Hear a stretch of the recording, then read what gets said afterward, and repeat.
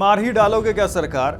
अच्छे दिन का लॉलीपॉप देकर महंगाई के आसमान पर पहुंचाने वाले मोदी जी आखिर कहां हैं? लोकतंत्र विजयी हो, भारत विजयी हो, भारत माता की जय। महंगाई की मार से जनता करा रही है, लेकिन मोदी जी लगता है महंगाई पर वीडियो बनाने में लगे हैं, जिससे जनता के जख्मों पर मरहम लगा देंगे। मोदी जी को जिताएंगे, भाजपा को बहुमत दिलाएंगे, तभी तो अच्छे दिन आएंगे। अच्छे दिन का वादा कर आज मोदी सरकार ने महंगाई की सारी हदें पार कर दी हैं।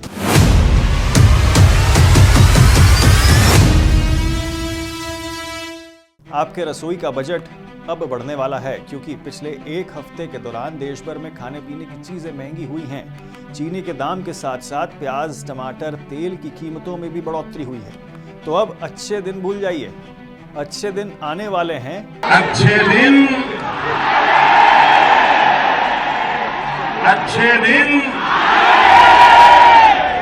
वाह। साल 2014 में मनमोहन सरकार की महंगाई पर जनता को बरगला चुनाव जीतने वाले मोदी जी अब जनता से इन मुद्दों पर अपना मुंह नहीं खोलेंगे। मनमोहन सिंह को मौन मोहन कहने वाले मोदी जी महंगाई के नाम पर मिस्टर इंडिया बन गए। विपक्ष मोदी जी को ढूंढ रही है, लेकिन मोदी जी शायद चीनी तेल के दाम कम करने के लिए वीडियो स्क्रिप्ट लिखने में बिजी होंगे। सामने महंगाई का राक्षक मुंह खोले जो है वो खड़ा है, आम जनता को निगलने के लिए खड़ा है।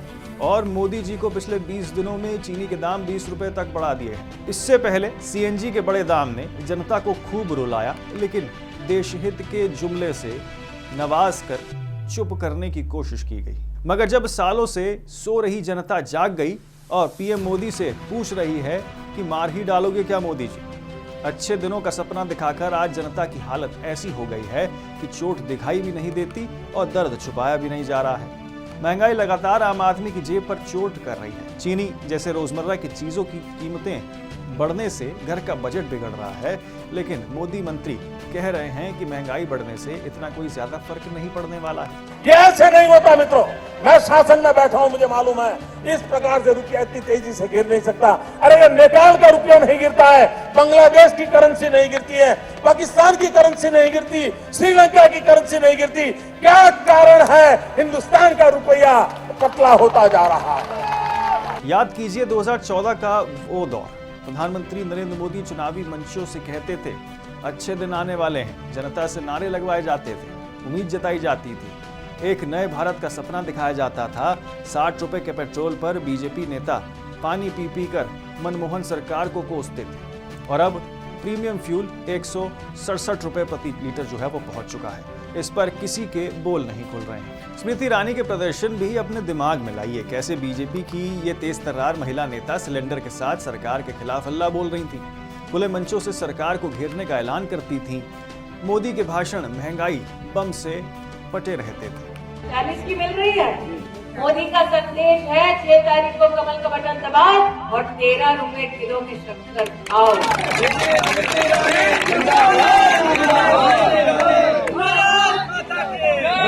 और मोदी ने जो कहा वो किया। एक सेवक को आजमा करके देखिए। मैं आज हिंदुस्तान के हर गली मोहल्ले में हर मतदाता से मैं खुद के लिए वोट मांगने आया हूं कि आप कमल के निशान पर बटन दबाइए। आपका वोट सीधा सीधा मुझे मिलने वाला है, और मैं आपको भरोसा देने आया हूं कि मैं आपके सपनों को पूरा करने में कोई कसर नहीं छोड़ूंगा। तो क्या ये सिर्फ चुनावी नारा था, क्योंकि एक तरफ महंगाई का दबाव और दूसरी तरफ नौकरियों को लेकर चिंता है। हाल ही के दिनों में मीडिया इंडस्ट्री सहित कई संसाधनों से रातों रात लोगों की छुट्टी कर दी गई है। बड़ी संख्या में लोगों की नौकरी जाने की वजह से बेरोजगारी का आंकड़ा लगातार बढ़ता जा रहा है। तो फिर आम आदमी पूछ रहा है, जिस अच्छे दिन का इंतजार कराया गया था वो आए कब, या फिर अच्छे दिन सिर्फ चुनावी मंचों तक ही सीमित है? क्या राष्ट्रहित के नाम पर सरकार देश के लोगों को महंगाई का जख्म देना चाहती है? रूटर्स के मुताबिक भारत में चीनी की कीमतें हाल ही में करीब 10% बढ़कर रिकॉर्ड स्तर तक पहुंच गई हैं। 48 रुपए की चीनी अब 70 रुपए में मिल रही है। सरकार की कीमतों पर लगातार लगाम लगाने के नए स्टॉक लिमिटेड जैसे कदम उठाने पड़ रहे हैं। यानी जिस चीनी को आम आदमी रोजमर्रा की जरूरत की चीज समझता था, उसकी कीमत भी अब चिंता का कारण बन रही है। और ये सिर्फ चीनी की बात नहीं है। जुलाई 2026 में भारत की खुर्दा महंगाई 4.45% रही और खाद्य महंगाई 5.52% तक पहुंच गई। आरबीआई भी बढ़ती महंगाई के जोखिम को लेकर सतर्क है। आरबीआई ने 2026-27 के लिए आर्थिक वृद्धि का अनुमान 6.7% जो है वो बताया है, जबकि राउटर्स के अर्थशास्त्रियों के सर्वे में 6.6% की वृद्धि का अनुमान लगाया गया है। साथ ही कमजोर निजी निवेश और महंगे तेल को जोखिम बताया गया है।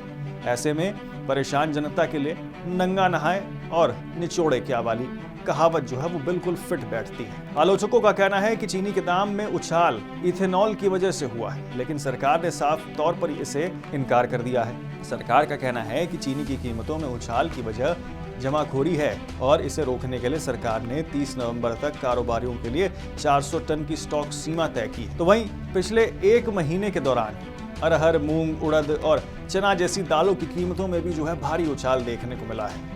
इसके दाम बढ़ने के पीछे की वजह मानसून को बताया जा रहा है। आंकड़ों के अनुसार इस साल दलहन की बुआई का रकबा पिछले साल से 35,000 हेक्टेयर कम। अरहर की बुआई का रकबा 1.69 लाख हेक्टेयर जो है वो कम है। ऐसे में कमजोर मानसून की आशंका से दाल की कीमतों को भी ऊपर जो है ले जाते हुए दिखाई दे सकती है। रोजगार की बात करें तो तस्वीर भी पूरी तरीके से सीधी नहीं है।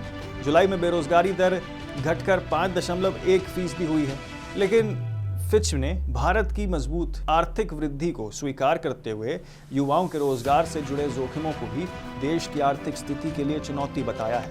यानी जीडीपी के आंकड़े मजबूत दिख सकते हैं, लेकिन आम आदमी का सवाल अपनी जगह है। विकास का फायदा उसकी नौकरी, आमदनी और घर के बजट में कितना दिखाई दे रहा है। इसी बीच राहुल गांधी ने भारत के सामने आने वाले बड़े आर्थिक संकट को इकोनॉमिक सुनामी बताया है और मोदी सरकार पर आर्थिक सुरक्षा कवच कमजोर करने का आरोप लगाया है। तो मोदी जी से सवाल पूछना तो बनता है, 2014 के अच्छे दिन के वादे से 2026 के इकोनॉमिक सुनामी के डर तक आखिर हम पहुंच सके कैसे आए। सरकार कहती है कि अर्थव्यवस्था मजबूत है, जीडीपी की रफ्तार बनी हुई है और जुलाई में रोजगार के आंकड़े में भी सुधरे हैं। दूसरी तरफ महंगाई, तेल की कीमतों, युवाओं के रोजगार और वैश्विक आर्थिक जोखिम को लेकर सवाल लगातार जो है वो मौजूद है। राउटर्स के मुताबिक सन 2026 की शुरुआत में भारत की जीडीपी ग्रोथ 7.8% रही थी और आरबीआई ने फाइनेंशियल ईयर 2027 की ग्रोथ का अनुमान 6.7% जो है वो किया था। इसलिए तस्वीर को साफ या यूं कहें कि तस्वीर को सिर्फ भारत पीछे जा रहा है कहकर खत्म करना भी सही नहीं होगा।